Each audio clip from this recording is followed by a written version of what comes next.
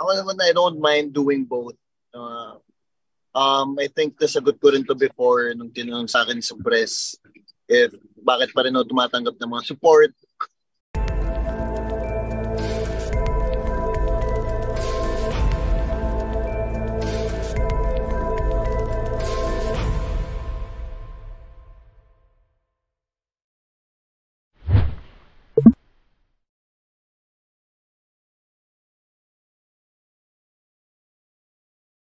Ako naman, I don't mind doing both. Uh, I think nasagot ko rin to before nung tinanong sa akin sa press if bakit pa rin ako tumatanggap ng mga support after doing mga lead roles. Well, for me naman kasi talaga, like, work is work. No matter how small the role is, work pa rin yun. Di ba? Blessings pa rin yun.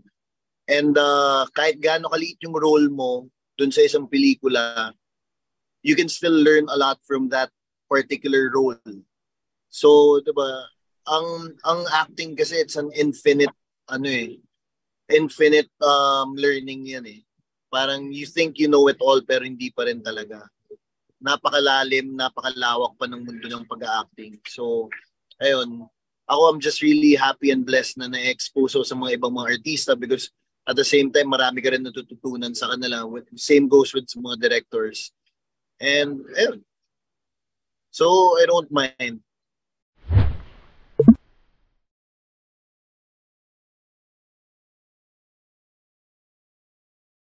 Well, basically, ako yung boyfriend ni Cara dito as we go into that, yung journey namin dyan sa lake.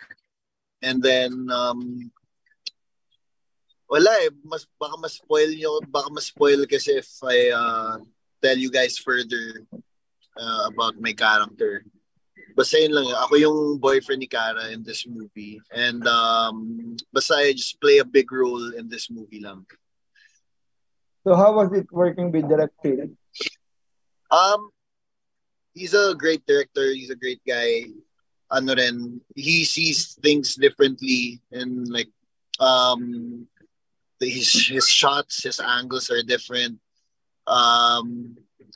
And it's just so funny lang kasi parang every time na, since it's an all-Filipino cast, and, everyone's laughing at something, and then he's just there on the side, not understanding what's happening, but like, you just like laugh along even if he doesn't know what's funny.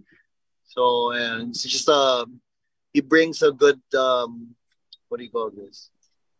Vibe sa set.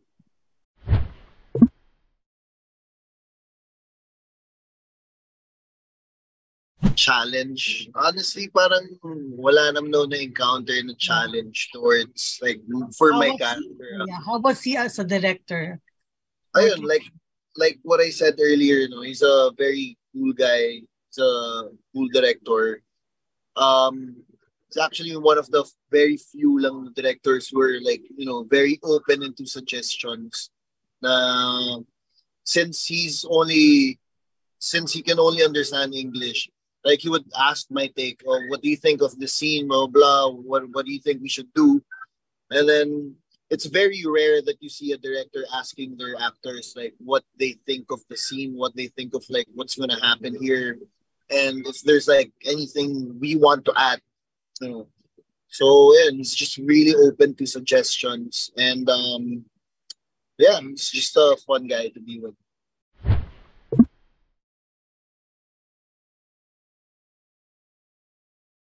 Ayan. So yung isa, dudugtungan ko lang yung sinabi ni Karen sa karma. So yun yung basically parang yun yung lesson na nakuha ko rin dun sa movie. Is parang you get your karma talaga no matter, basta may ginawa kang masamang bagay. Basta may ginawa kang masamang bagay. Ibabalik sa'yo. Babalik at babalik din talaga sa'yo.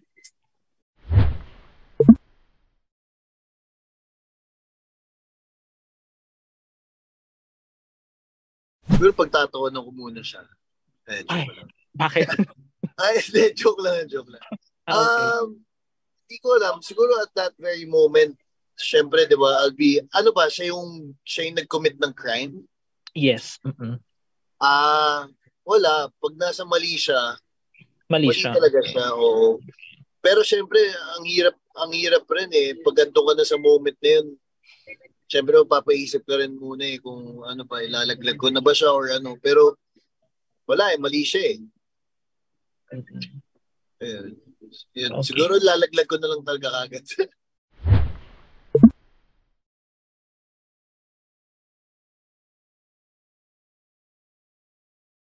Syempre, happy ako. And at the same time kasi ano naman feeling ko it's a give and take relationship with your director. Kami naman especially sa amin, ang laki ng cast namin. Tas halos lahat kami sobrang naging close dahil sa movie na to. So na-imagine nyo lang yung gulo namin sa set, gulo namin off-cam. But pagdating naman dun sa oras na para magtrabaho, binibigay naman namin yung 110 namin sa eksena and sa movie na to. So I think doon namin nakuha yung trust ni Direk na nakikita niya kami magulo pero biglang kaya rin namin magseryoso pagdating na nung eksena.